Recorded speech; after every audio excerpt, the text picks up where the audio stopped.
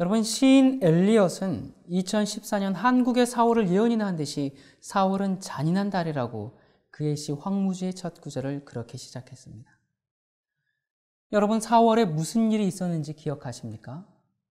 4월은 만물이 소생하고 생명이 움트는 봄의 절정이죠.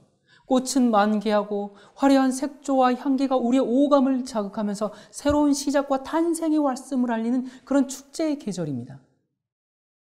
그런데 1차 대전이 막 끝난 후에 무너진 건물더미, 널브러진 시체들, 살아있지만 정신적인 황폐로 죽은 것이나 다름없는 그런 삶이 지속되는 가운데 소생의 계절이 온 것이에요. 아무것도 할 수 없는 무능함과 무력감. 그래서 시인은 그의 4월은 잔인했다라고 표현하고 있습니다. 2014년 4월 16일 304명의 사망자를 낸 세월호 사건. 눈앞에서 학생들이, 내 자녀들이 죽어가는 것을 보면서도 아무것도 할 수 없는 무능함. 과학과 문명이 발전하지 못했던 옛날 얘기가 아니고 최첨단을 달리는 21세기 오늘날 일어난 대참사입니다. 2014년 4월은 너무나 잔인했습니다. 사고로 갑자기 생명을 잃은 것도 아니고 긴 시간 동안 죽음의 공포에서 떨어야 했던 아이들, 얼마나 무서웠을까요? 얼마나 고통스러웠을까요? 얼마나 추웠을까요? 여러분, 그들이 남긴 마지막 메시지를 보면 목이 메입니다. 누나, 배가 이상해. 쿵 소리가 났어. 누나 사랑해. 그동안 못해줘서 미안해. 엄마한테도 전해줘. 사랑해. 여러분에게도 남동생이 있고 누나가 있습니까? 당사자들은 얼마나 말 못할 고통이 있을지 감히 상상할 수도 없습니다. 얘들아, 내가 잘못한 거 있으면 다 용서해줘. 사랑한다. 엄마, 내가 말로 못할 것 같아 문자 보내요. 사랑해요. 아들, 괜찮니? 아들 괜찮은 거야? 대답 좀 해봐, 아들. 사랑하는 아들, 엄마 마음은 언제나 너와 함께 있을 거야. 영원히. 사랑한다, 아들아. 사랑한다, 아들아. 여러분, 이 대답 없는 아들에게 한자 한자 적어 보낼 때 그 어머니의 심정이 어떠했을까요? 또 다른 아이는 엄마 보고 싶어요. 저 식당에 있어요. 춥고 무서워요. 살려주세요. 엄마 보고 싶어요. 도와줘요. 엄마 저 살아있어요. 복도에 시체가 너무 많아요. 무서워요. 도와주세요. 이렇게 메시지를 보내던 아이는 자신의 운명을 감지한 듯이 얼마 후에 엄마 사랑해요. 엄마 죄송합니다. 그리고 감사해요. 사랑해요. 또 한 아이는 아빠 사랑해. 사랑해요. 아빠는 상황을 전혀 모르기 때문에 웬 사랑 고백, 아빠도 사랑한다. 재밌게 놀다 와라. 이런 메시지를 보내고 나서 약 20분 후에 아버지는 또 이렇게 메시지를 보냅니다. 아들 전화다오. 사랑한다, 아들아. 제발 살아만 있어다오. 여러분, 우리가 함께 통곡해서 위로할 수 있다면 얼마든지 그렇게 할 수 있습니다. 울어서 그 문제를 해결할 수 있다면 눈물을 다 바칠 것입니다. 그런데 무슨 위로를 하겠습니까? 우리가 살아가는 동안 이 생사의 기로에서 가슴 아프지 않은 순간들이 있겠습니까마는 사랑해요. 용서해 주세요. 이런 애절한 탄식을 던지면서 사라져갔기에 더욱 가슴이 아픕니다. 아이들을 10명 넘게 구조하고 다시 남은 아이들을 구조하러 들어가서 자신의 허리만큼 물이 차도 구명조끼를 벗어서 학생들에게 나눠주며 도와줬던 그 선생님이 끝내는 싸늘한 죽음으로 돌아오게 되고, 또 홀어머니와 여동생과 생활하면서 소녀 가장과 다름없던 여승무원, 어려운 생계를 돕기 위해서 휴학하고 열심히 일한 자매였다고 하죠. 한 학생이 언니는 왜 구명조끼를 입지 않아요? 하면서 걱정하자 승무원들은 마지막이야. 너희들 다 구하고 나는 나중에 갈게. 이런 절체절명의 위기의 순간에 자신의 목숨을 버리고 수많은 생명을 살린 이들. 어째서 이런 일이 일어났을까요? 왜 하필 학생들이 당했을까요? 그 수백 명의 아이들은 물속에서 죽음을 맛보아야 마땅한 운명이었을까요? 하나님은 그들에게 무엇을 말씀하려고 하셨을까요? 아니면 남은 사람들, 부모와 친구들, 이 사회에 어떤 교훈을 주려고 그리하신 걸까요? 그렇다면 우리 하나님은 배가 뒤집히는 것을 즐기는 하나님입니까? 우리 하나님은 해일이나 지진을 가지고 장난하면서 사람들을 담배꽁초처럼 짓밟아버리는 그런 분입니까? 그것이 그분의 무력한 희생자들인 우리들에게 상 주시고 벌 주시는 방법일까요? 세월호뿐만 아니라 이 세상에는 고통받는 사람들이 참으로 많습니다. 그들에게 뭐라고 위로할 수 있을까요? 그리스도인으로서 그들에게, 아니 나 자신에게 도대체 뭐라고 위로할 수 있을까요? 나 자신에게 이런 일들을 뭐라고 설명할 수 있을까요? 여러분은 어떻게 답을 좀 찾으셨습니까? 많은 위로의 말들과 설명들이 있습니다. 이런 일들은 우연히 일어나지 않습니다. 하나님이 당신에게 무엇을 말씀하고 있다고 생각하십니까? 또 다른 사람은 당신의 생활 가운데 하나님을 슬프시게 하는 부분이 있을 겁니다. 돌이키고 회개하십시오. 또 이렇게 합니다. 이렇게 고백하십시오. 하나님, 저를 이처럼 고통받게 하시니 하나님을 사랑합니다. 이것은 하나님의 뜻입니다. 하나님은 저에게 가장 좋은 것이 무엇인지 아십니다. 또 다른 사람은 병은 절대로 하나님의 뜻이 아닙니다. 사탄이 역사하는 중이며 충분한 믿음을 가지면 고침을 받을 것입니다. 또 사람들은 이렇게 얘기합니다. 믿음은 산도 옮길 수 있습니다. 암도 거기에 포함된다는 것을 기억하십시오. 고침받을 것을 믿으세요. 그러면 당신의 기도에 응답하실 겁니다. 배가 침몰하는 것은 안타까운 일이지만 하나님께서 가르쳐 주고자 하시는 것이 있을 겁니다. 여러분, 이렇게 고통당하는 사람들에게 전해지는 이러한 판에 박힌 위로의 말들, 이 말들을 다시 한번 생각해 보면 하나님은 소름 끼치도록 무섭고 잔인한 하나님입니다.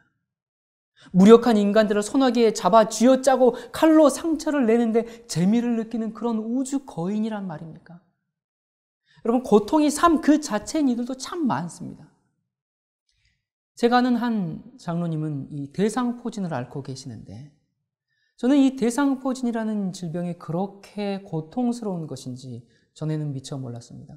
물론 이 경중의 어떤 차이가 다 있겠습니다만, 이분은 이 조금만 무엇이 몸에 스쳐도 그 고통 때문에 굉장히 힘들어합니다. 고통은 이분이 아침에 일어나서 그분을 반기는 그런 최초의 감각이고, 잠자기 전에 느끼는 그런 최후의 감각입니다. 하루 종일 고통 가운데 시달리고 있는 사람들이 참으로 많습니다. 영원히 지글지글 불태우는 하나님은 믿지 않으면서 이 땅에서 지옥과 같은 고통을 주는 하나님. 여러분, 이 둘에 무슨 차이가 있을까요? 부모들은 식음을 전폐하고 불쌍한 저것이 저 물속에서 밥 못 먹은 지 열흘이 넘었는데 내가 어찌 밥이 넘어가? 먹는 것도 죄스러워. 살았는지 죽었는지 그저 무서운 바다만 바라보는 부모들. 여러분, 이 어머니에게 뭐라고 위로해 주시겠습니까?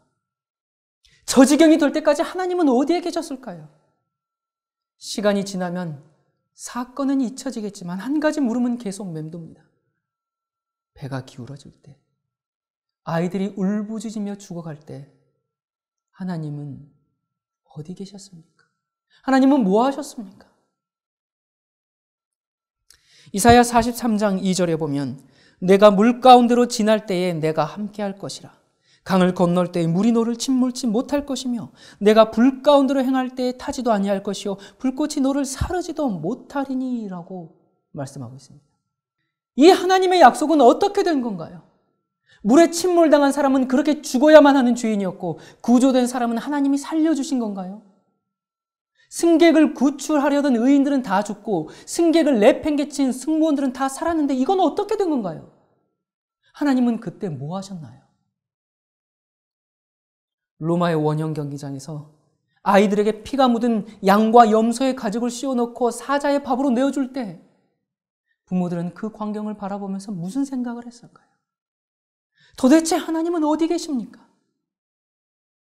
2차 세계대전 당시에 나치의 유태인 대학살. 그래도 한때는 하나님의 선택된 민족이었는데 어떻게 하나님은 자기의 선민이 그토록 잔인하게 짓밟히도록 내버려 두실 수 있었을까요?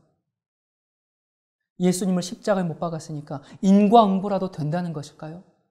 아, 그분의 피를 우리와 우리 자손들에게 돌리십시오라고 외쳤기 때문에 그래 돌려준다 하고 복수하신 겁니까?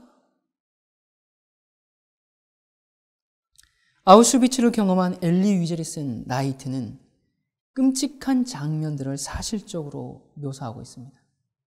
자기 마을에 있는 유태인들은 모두 묶인 채 소유물을 빼앗기고 성적으로 유린당하고 죽어가는 것을 보았습니다. 위젤이 탄 기차가 이제 수용소에 도착했을 때 위젤은 검은 연기가 거대한 가마에서부터 뿜어나오고 불에 타는 사람 냄새를 맡았습니다. 그는 그의 책에서 이렇게 기록합니다. 나는 그 밤을 결코 잊지 않겠다고 7번 저주하고 7번 다짐했다. 어린아이들의 작은 얼굴들이 연기로 변해 올라가는 것을 나는 결코 잊지 못할 것이다. 나는 그 밤을 결코 잊지 못할 것이다. 나의 하나님과 나의 영혼을 살해하고 나의 꿈을 죄로 만들었던 그 순간을 결코 잊지 못할 것이다. 비록 내가 하나님만큼 오래 살도록 선고받는다 할지라도 나는 그 일들을 절대로 잊지 못할 것이다. 절대로. 그의 어머니, 어린 여동생, 가족 모두가 뜨거운 가마 속으로 사라져가는 것을 목격했습니다. 갓난아기들이 갈퀴로 던져지고 목매달리고 사람들이 빵 한 조각 때문에 동료 포로들에게 살해당하는 것도 보았습니다. 위젤도 죽지 않을 만큼 자주 몽둥이 찜질을 받았습니다. 공포에 질린 얼굴을 한 아이가 목매달려 죽는 것을 보았을 때 뒤에서 누군가 이렇게 신음하는 소리를 들었습니다. 하나님은 어디 있는가? 그는 어디 있는가? 지금 그가 어디에 있단 말인가? 아우슈비츠 수용소에 사람은 많은데 화장실은 몇 개 안 돼요. 아침마다 화장실 줄을 서지만 기다리다가 그 자리에서 주저앉아서 일을 볼 수밖에 없는 인간 이하의 취급을 받고 살아간 그 사람들. 이런 일을 겪으면서도 하나님을 신뢰할 수 있을까요? 결혼 1년 된 신혼부부. 아내가 임파선 암에 걸려서 살 가능성은 50%.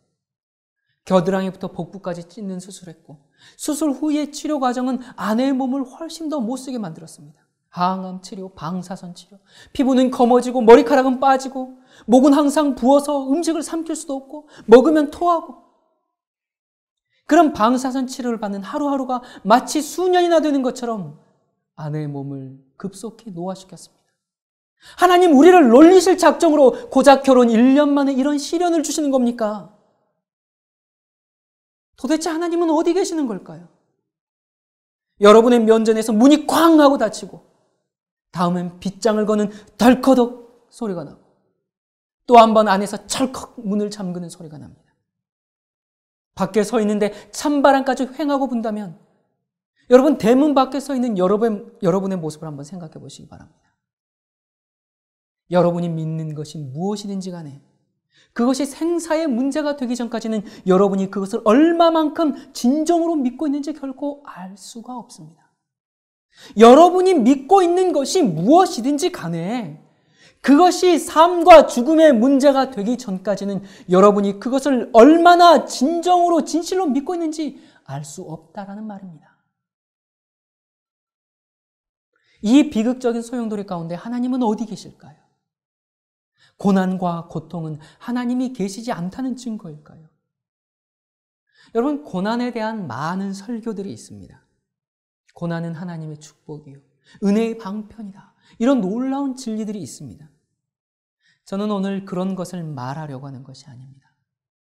이 고난과 슬픔, 고통에 대해서 좀 다르게 생각해 보고자 합니다. 여러분, 한센병 아시죠? 쉽게 말하면 문둥병입니다. 성경은 이 문둥병을 가장 잔인한 병 중에 하나라고 그렇게 묘사하고 있습니다. 아프리카에서 한센병에 걸린 사람을 알아보려면 이 숯불 가운데 떨어진 그 감자를 주워오도록 그렇게 시켜보면 안다고 합니다. 밤에 쥐가 코를 물어뜯어 없애버린다 해도 다음날 아침까지 코가 없어졌는지 알아차리지 못하는 그런 병. 한센병이 이토록 잔인한 이유는 고통을 느끼지 못하기 때문에 그렇습니다.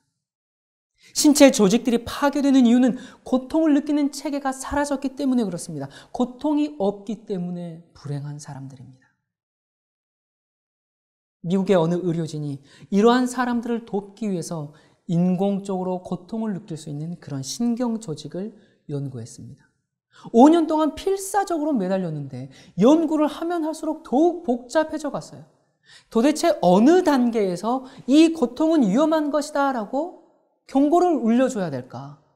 이 난간을 붙잡는 이러한 이 압력과 똑같은 압력으로 가시덤불을 움켜쥐는 이 압력의 차이를 똑같은 압력으로 짚는 건데 어떤 것은 위험하다 아니다를 어떻게 구분해서 알려줄 수 있을까? 또 여러분이 손가락 끝에 염증이 났다면 이 평소에는 아무런 그냥 지나쳐버릴 이런 자극도 이 10배나 더 민감해지게 됩니다.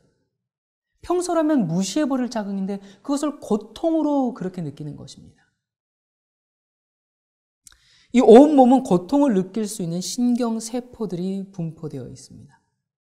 이 의료진들에 가면 혀 끝은 단 2g의 압력도 느낄 수가 있습니다. 손가락도 엄청나게 예민해서 3g의 압력을 감지할 수 있고요. 손등은 12g의 압력부터 알아차리고 또 늘 무게를 짓누리는 발바닥은 250g 이상의 압력만을 감지할 수 있습니다. 자, 이와 같이 손가락이나 혀 같은 이런 신체의 민감한 부분들은 깃털이나 그런 아주 예민한 감촉도 잘 느끼는 반면에 다른 부분들은 큰 압력을 받아서야 비로소 뇌에 신호를 보내게 됩니다. 과학자들이 한 가지 실험을 했는데 바늘로 어느 정도로 찔러야 고통을 느끼는지 측정해 보았습니다. 각막 같은 경우는 0.2g의 압력이 들어갔을 때 그것을 고통으로 느꼈고요. 팔뚝은 20g, 손등은 100g, 발바닥은 200g, 그리고 손가락 끝은 300g의 압력이 있어야지만 그것을 고통으로 느낀 것입니다. 여러분, 여기서 놀라운 점은 손가락 끝은 단지 3g의 압력도 알아차려서 예민한 작업을 할 수 있지만 그것이 고통이다 그렇게 느끼기까지는 300g의 압력이 있어야 한다는 것입니다. 왜 그럴까요? 여러분, 손가락의 활동을 한번 생각해 보십시오. 바이올린 연주자는 완전한 음을 만들어내기 위해서 압력을 느껴야 합니다. 또 요리를 하는 사람들, 밀가루를 반죽하는 사람은 물의 용량의 그 작은 변화도 느낄 수 있어야 하죠. 이처럼 손가락은 가장 미미한 촉감 차이에도 대단히 민감해야 할 필요가 있습니다. 그러나 반면에 이 손가락 끝은 격렬한 활동을 견딜 수 있도록 아주 강인해야 합니다.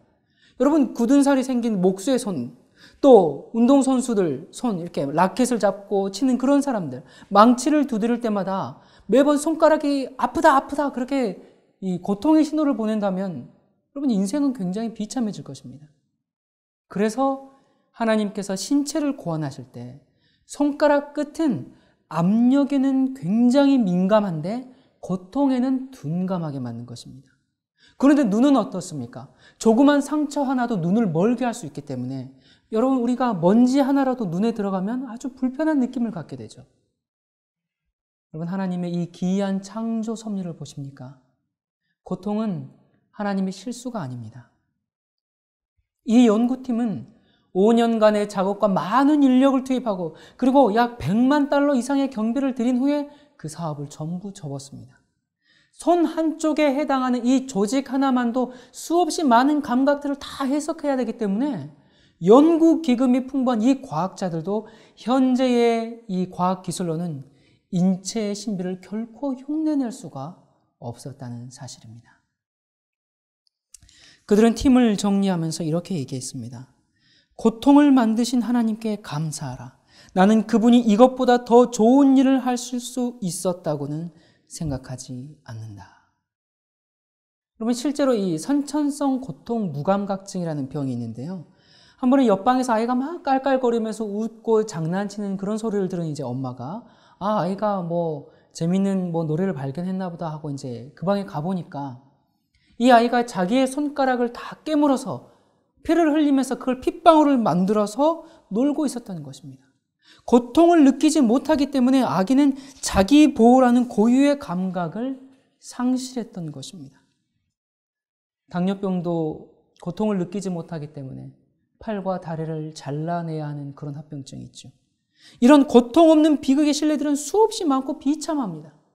고통은 우리가 정상으로 살 수 있도록 우리를 지켜주는 일을 합니다. 고통이 없다면 우리는 스스로를 파멸시킨다는 그런 의식도 없이 파괴적인 삶을 살게 될 것입니다. 이런 이 고통과 고난에는 양면성이 있습니다. 여러분 태양을 한번 보세요.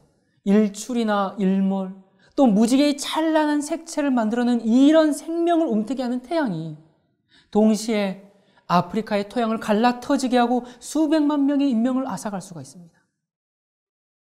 하늘을 그대로 담은 듯한 깨끗한 바다, 발가락을 모래 속에 파묻고 넘실대는 파도의 물거품을 느끼는 그 바다가 때로는 거대한 벽이 되어서 마을을 쓸어가기도 합니다. 여러분, 이러한 모든 일이 하나님의 계획이고 작품일까요? 하나님께서 우리에게 어떤 특별한 교훈을 가르치시기 위해서 이러한 고난과 재난을 일으키시는 것일까요? 저는 그 견해에 동의하지 않습니다. 물론 하나님은 고난이 존재하도록 허용하시고 고난은 하나의 외침으로써 하나님께 돌아오라 그렇게 호소하는 역할을 하기도 합니다. 그러나 그렇다고 해서 하나님이 고통과 고난을 만들어내신다고는 믿지 않습니다.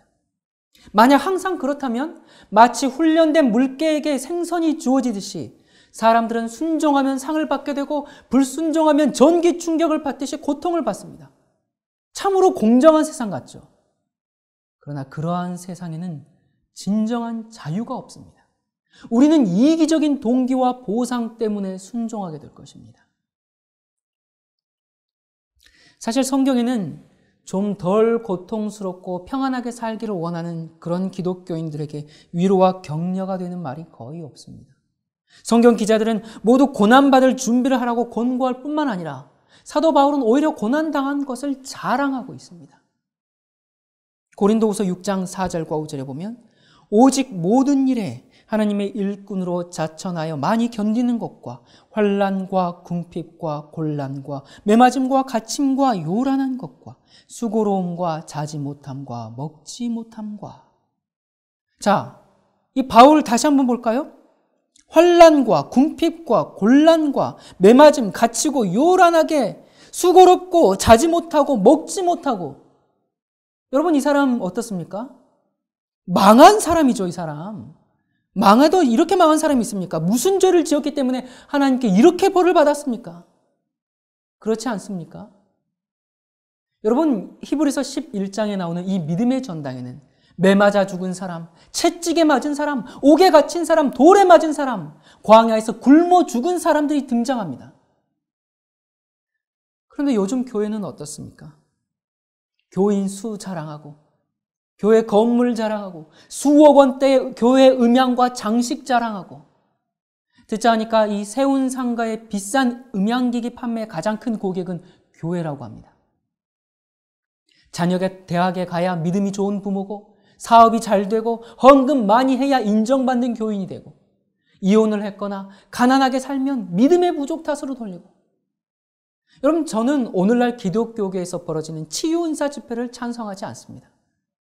하나님은 우리가 고통에서 노임받기를 원하시지만 그런 식으로 치유하는 것은 하나님의 방법이 아닙니다. 여러분, 그 집회에서 병 고침을 못한 사람들은 그럼 하나님께 버림받은 사람들입니까? 또 치유된 사람들이라고 다 믿음이 좋고 신실한 사람들이고 병든 사람이라고 숨은 죄가 있는 것이 아닙니다. 성경 그 어디에서도 그리스도인들이 세상 사람들보다 더 쉽고 더 유쾌하고 더 안전하고 더 잘 먹고 잘 살아야 한다고 언급하고 있지 않습니다. 치유를 받은 사람들 모두가 결국에는 죽어요. 성경에는 수많은 치유의 약속이 있습니다. 그런데 왜 하나님은 나의 병을 고쳐주지 않으시는 걸까? 아니, 대부분의 사람들이 성경이 약속한 치유를 경험하지 못하고 있습니다. 왜 그럴까요? 믿음이 없어서일까요? 자, 그럼 믿음만 있다면 모든 병이 다 치유되는 것입니까? 아, 내 믿음이 부족하다면 도대체 내가 얼마나 더 기도하고 간구해야 되는가? 내가 믿나이다 나를 고쳐주소서 그렇게 수백 번 기도해도 왜 응답이 되지 않습니까? 도대체 하나님은 어디 계시는 겁니까? 자, 우리에게 이르러온 이런 고난, 고통, 시련, 재난 이런 것들 앞에서 우리는 왜 내게 이런 아픔이 왔는가? 왜? 왜라고 묻기보다 이 무서운 일들이 일어난 지금 나는 어떻게 반응해야 하는가? 이 질문에 우리가 답을 찾아야 할 것입니다. 성경은 최선의 반응에 대해서 이렇게 답을 주고 있습니다. 야고보서 1장 2절부터 4절에 보면 내 형제들아 너희가 여러 가지 시험을 만나거든 온전히 기쁘게 여기라. 이는 너희 믿음의 시련이 인내를 만들어내는 줄 너희가 알미라. 인내를 온전히 이루라. 이는 너희로 온전하고 구비하여 조금도 부족함이 없게 하려 함이라. 또 베드로전서 4장 12절 13절 사랑하는 자들아 너희를 시련하려고 오는 불시험을 이상한 일 당하는 것 같이 이상히 여기지 말고 오직 너희가 그리스도의 고난에 참여하는 것으로 즐거워하라. 이는 그의 영광을 나타나실 때에 너희로 즐거워하고 기뻐하게 하려 함이라. 베드로전서 1장 6절과 7절 그러므로 너희가 이제 여러 가지 시험을 인하여 잠깐 근심하게 되지 않을 수 없었으나 오히려 크게 기뻐하도다. 너희 믿음의 시련이 불로 연단하여도 없어질 금보다 더 귀하여 예수 그리스도에 나타나실 때에 칭찬과 영광과 존귀를 얻게 하려 함이라. 이 고통이 왜 생겼는지 고통의 원인이 아니라 그리스도의 반응을 강조했습니다. 자, 고난이 오면 어떻게 하라고요? 즐거워하라, 기뻐하라 라고 말씀하고 있습니다. 자, 그렇다면 제가 한 가지 물어보겠습니다. 팽목항 부둣가에서 자녀를 삼킨 바다를 하염없이 바라보면서 울부짖는 부모에게 아, 형제님, 자매님, 누구 어머니 즐거워하십시오. 기뻐하십시오. 그렇게 위로하란 말입니까? 또 믿음 있는 부모라면 차가운 물속에 있는 자녀를 보면서 기뻐하고 즐거워해야 합니까? 아멘, 할렐루야, 하나님 내 자녀를 죽여주셔서 감사합니다. 그렇게 해야 합니까? 덩실덩실 춤이라도 추면서 그렇게 기뻐하고 즐거워해야 합니까? 미친 거죠, 그렇다면. 여러분, 고난 중에 즐거워한다는 것이 울고 싶을 때도 비통과 고통을 즐거워해야 한다는 의미가 아닙니다. 울면 믿음 없는 사람이라는 게 아닙니다. 슬플 때는 울어야죠. 아플 때는 소리쳐야 하고 그렇게 하는 것이 믿음 없는 행동이 아닙니다. 사람들이 이 부분에서 많은 오해를 하고 있어요. 장례식장에서 가족이 죽고 사랑하는 사람이 죽었는데도 우리는 부활의 소망이 있으니까 곧 다시 만날 테니까 울면 안 돼. 울면 믿음 없는 사람이야. 그러면서 이를 꽉 아물고 있어요. 여러분 그렇게 하지 마세요. 우세요. 소리치세요. 힘들 땐 울어야 합니다. 참지 마십시오. 마치 거룩한 경지에 이른 것 마냥 모든 것을 초월한 것 마냥 그렇게 참고 있지 마세요. 잘못 참으면 미쳐버려요. 고통의 순간에 어떤 좋은 일이 올 것이다. 그것을 상상한다고 해서 고통이 경감되지 않습니다. 겟세마네의 그리스도 역시 그러했습니다. 예수님은 고통스러워했고 잔이 옮겨지기를 원했어요. 자, 여러분 아십니까? 이 모든 아픔과 괴로움과 비극 속에서 하나님도 함께 마음 아파하고 고통당하시고 슬퍼하고 계신다는 사실을 아십니까? 하나님이 내 고통에 함께 동참하고 있다는 사실을 신뢰하고 그분께 의탁하는 것을 기뻐하라는 표현으로 묘사한 것입니다. 예수님은 우리를 고난에서 구원하시기 위해서가 아니라 우리에게 어떻게 고난을 견딜 수 있는지를 가르쳐 주시기 위해서 고난당하셨습니다. 예수님은 인간이 경험해야 할 것들 중에서 체험하지 않으신 것이 없습니다. 예수님은 외로웠고 피곤했고 배고팠고 멸시받고 오해받고 조롱받고 사탄의 공격을 받았고 찰거머리같이 피를 빨아먹는 자들에게 애워싸인 채 박해를 받았습니다. 돈이 없는 가정에서 자랐고 어릴 때부터 정신병자 취급받으면서 왕따를 당했습니다. 가족들에게, 형제들에게, 제자들에게 버림받았습니다. 누군가 그에게 자줏빛 옷을 던져주었지만 그분에게서 흘러나온 피가 그의 등과 다리를 흘러내려와서 그 옷에 엉겼습니다. 설마 아니 이 사람이 하나님이겠는가? 그를 사랑했고 3년 동안 따라다녔던 제자들까지도 그 생각이 희미해졌습니다. 그들은 예수님과 한패로 취급당할 것이 두려워서 군중 속으로 꽁무니를 뺐습니다. 못질하는 소리, 고통에 신음하는 소리, 십자가가 땅 위에 쿵 하고 세워질 때 그 흔들림. 우리는 기르던 강아지 한 마리가 죽으면 슬픔에 겨워 흐느끼면서도 이 이야기는 하도 많이 들어서 꿈쩍도 하지 않습니다. 기도를 가르쳤던 그 선생이 고통의 절정에서 자신의 기도가 응답되지 않은 채 인간과 하나님에게서 버림받은 그는 나의 하나님, 나의 하나님, 어찌하여 나를 버리셨나이까? 그렇게 외쳤습니다. 우리가 믿는 기독교는 십자가 위에 기초한 종교입니다. 예수님의 고통과 고난은 기독교 신앙의 초석입니다. 십자가 없이 예수님을 따를 수가 없습니다. 우리가 믿는 종교는 십자가 사건 위에 기초한 종교입니다. 여러분, 하나님 자신이 고통과 고난을 당하셨는데 고통이 없는 삶, 고난이 없는 삶, 승승장구하고 만사형통이고 평탄대로인 그런 삶을 혹시 기대하고 계십니까? 그런 삶은 기독교 신앙의 본질이 아닙니다. 하나님이 이 땅에서 고통을 당하셨습니다. 여러분, 우리는 여기서 한 가지 진리를 깨달을 수 있습니다. 우리는 버려지지 않았습니다. 우리는 홀로 있지 않습니다. 병든 자녀를 마냥 지켜볼 수밖에 없는 가난한 부모, 세월호의 가족들, 문둥병 환자들, 병상에서 신음하는 고통스러운 시간들, 그 누구도 홀로 고통당할 필요가 없습니다. 하나님께서 이 땅에 오셨고 그분은 그 고난과 고통을 충분히 이해하고 함께 아파하고 계시기 때문입니다. 여러분, 기독교의 가장 대표적인 이미지 하면 뭐가 떠오르십니까? 십자가죠. 예수님께서 세상에 남겨주신 것은 십자가입니다. 십자가는 하나님께서 우리의 고통과 고난을 돌아보신다는 증거입니다. 우리는 홀로 버려지지 않았습니다. 천사들을 불러서 그 참혹한 데서 자신을 건질 수 있으셨던 예수님은 그렇게 하지 않기를 선택하셨습니다. 왜 그렇습니까? 우리를 위해서요. 예수님은 그분이 선택해서 사실 수 있는 여러 삶의 종류들 가운데서 고통의 삶이라는 것을 선택하셨습니다. 예수님께서 영화로운 몸으로 부활하셨는데 못 박힌 손과 찢어진 옆구리, 십자가의 상처들을 그대로 갖고 계셨습니다. 왜 그랬을까요?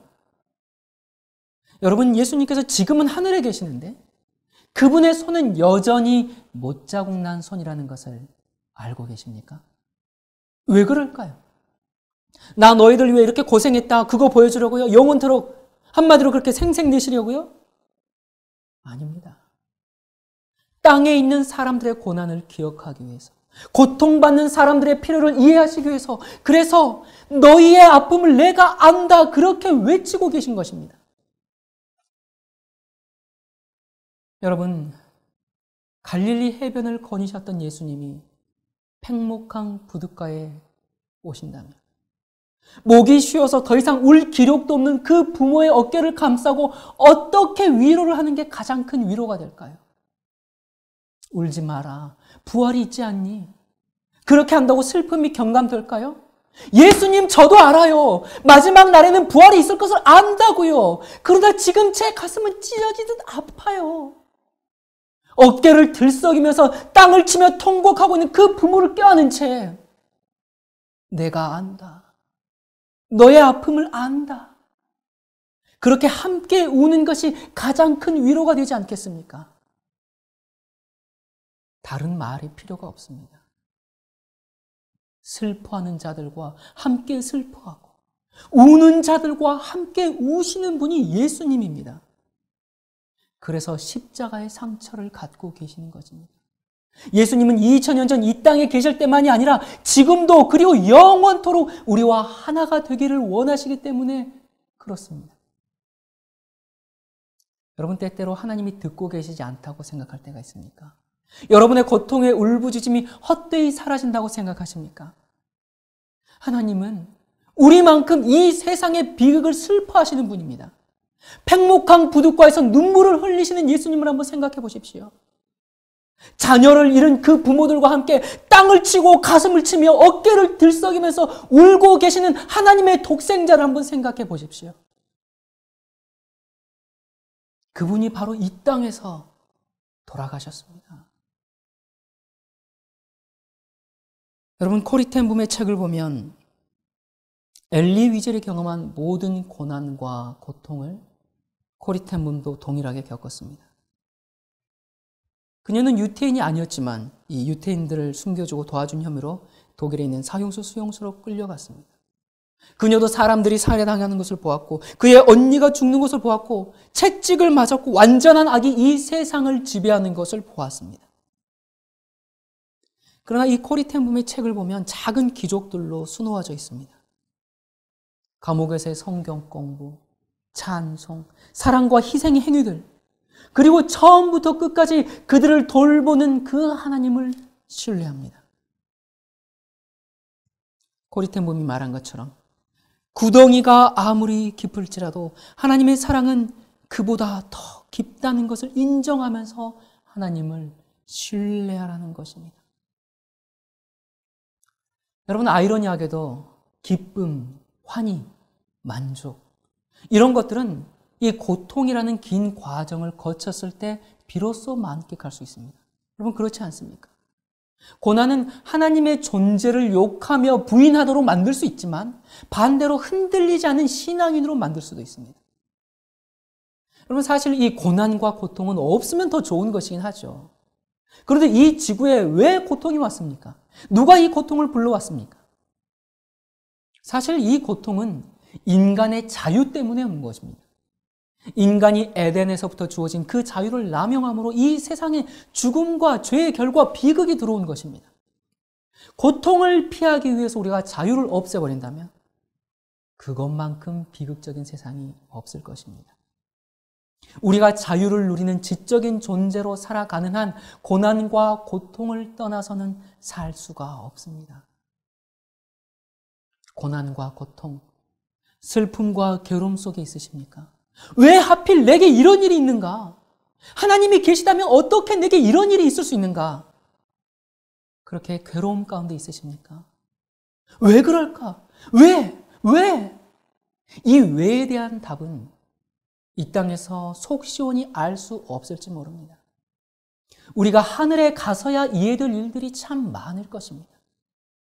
그러나 한 가지 분명한 사실은 우리의 모든 아픔 가운데 자녀들의 불치병, 깨어진 가정, 병상에서의 고통, 먼저 간 사랑하는 사람들, 우리의 모든 비참함과 세상의 비극과 슬픔과 고난과 고통 가운데 하나님이 함께 하신다는 사실입니다. 하나님은 우리의 눈물을 아십니다.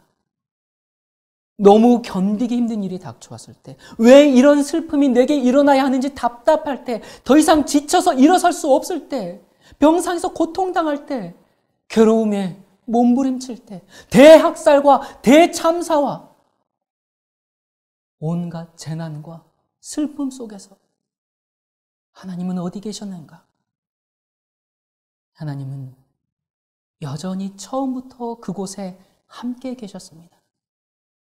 하나님은 참새 한 마리가 땅에 떨어지는 것을 아시고 모든 사람의 머리카락 숫자까지도 헤아리십니다.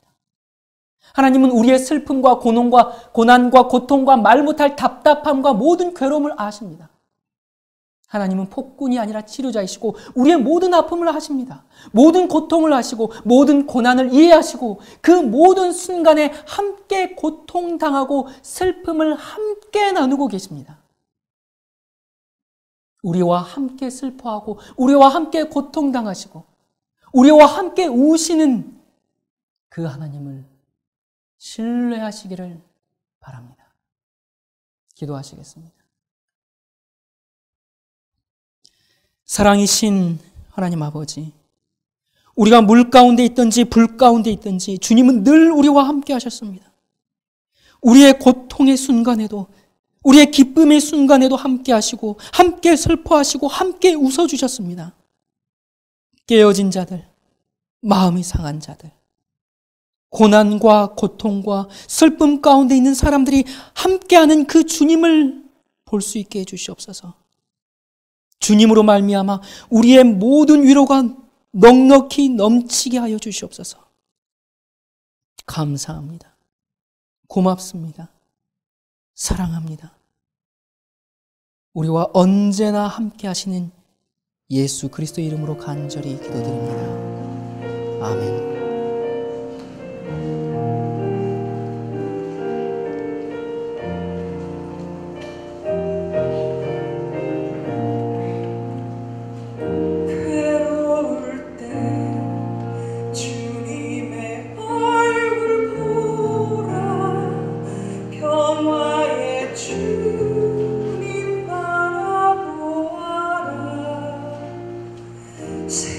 세상에서 시달린 친구들아 위로의 주님 바라보아라. 눈을 들어 주를 보라. 내 모든 영역 주께 맡겨라. 슬플 때에 주님의 얼굴 보라. 사랑의 주님 하신 주리라.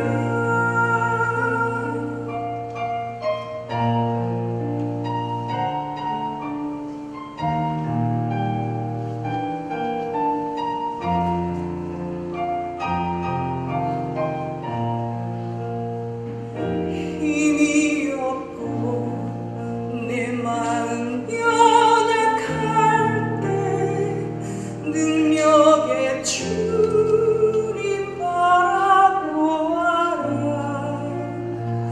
주의 이름 부르는 모든 자는 힘주시고 늘 지켜주시리. 눈을 들어 주를 보라. 내 모든 영역 주께 맡겨라. 슬플 때에 주